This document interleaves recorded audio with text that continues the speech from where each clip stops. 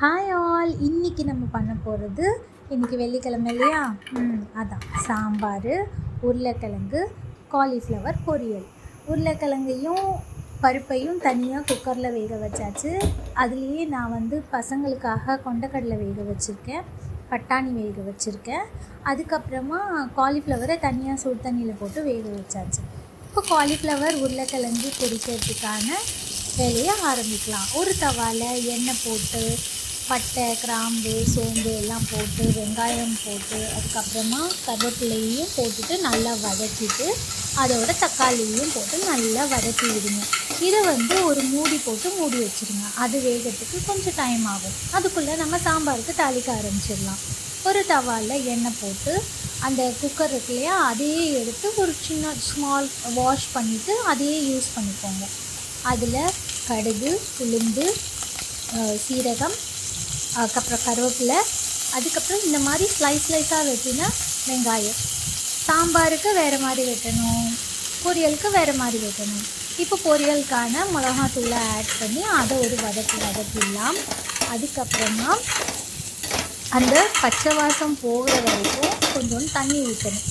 இப்போ நம்ம சாம்பாருக்கான வெங்காயமும் சைட் பை சைட் வதங்கிட்டே இருக்குது. அதில் நம்ம தக்காளியை சாப் பண்ணி போட்டுக்கலாம். போட்டுட்டு அதையும் நல்லா வதங்கிறதுக்கு அலோவ் பண்ணிடலாம். நல்லா வதங்கினா தான் சாம்பார் டேஸ்டியாக இருக்கும். அதுக்கப்புறமா நம்ம இதை நல்லா வதக்கி விட்டுட்டு, பார்த்திங்களா எப்படி ஸ்மெல் வருதுன்னு? உங்களுக்கு தெரியாது, எனக்கு நல்லா தெரியுது. ஓகே, இப்போ நம்ம காய்க்காக வச்சுருந்த வெங்காயம் தக்காளிலாம் நல்லா வதங்கிடுச்சு. அதில் நம்ம காயை போட்டு ஒரு பெரட்டணும். நல்லா பெரட்டி விட்டுட்டு இதில் நம்ம தண்ணியை ஊற்றிக்கலாம். என்ன தான் நாம் டிசைனாக பசங்களுக்கு செஞ்சு கொடுத்தாலும் இந்த காய்கறிலாம் தொடக்கூட மாட்டேங்கிறாங்கப்பா. இந்த பசங்களை காய்கறி சாப்பிட வைக்கிறதுக்கு ஏதாவது ஐடியா இருந்தால் சொல்லுங்கள். நான்வெஜ் கூட சாப்பிட்டுட்றாங்க, ஆனால் இந்த காய்கறி சாப்பிட வைக்கிறது பெரிய டாஸ்காக இருக்கும். சாம்பாருக்கான சாம்பார் தூளையும் போட்டாச்சு, அதில் பருப்பையும் ஊற்றியாச்சு. அவ்வளோதாங்க, சாம்பார் ரெடி ஆகிடுச்சு. இதை மூடி கொஞ்சம் நேரம் கொதிக்க விட்டோம்னா கம்மன்னு சாம்பார் ரெடி ஆகிடும். வாங்க நம்ம காய் என்ன ஆச்சுன்னு பார்க்கலாம். நம்ம காயை வெங்காயம் தக்காளிலாம் வதக்கிட்டு மூடி வச்சுருக்கோம். அது என்ன ஆகுதுன்னு தெரியல.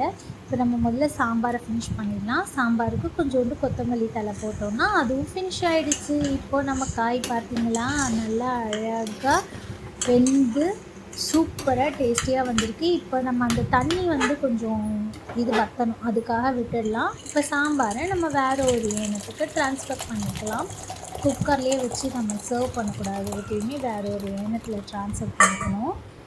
அவ்வளோதான், சாம்பார் வேலை ஓவர். இப்போ காய்க்கும் கொத்தமல்லியை தூவி அதை 2 கிண்டி அதையும் வேறு ஒரு பாத்திரத்தில் போட்டுட்டோன்னா மார்னிங் பிரேக்ஃபாஸ்ட் ஓவர். அவ்வளோதான். இப்போ சாதம் சுட சாப்பாடு ரெடி ஆகிடுச்சுன்னு வச்சுக்கோங்க.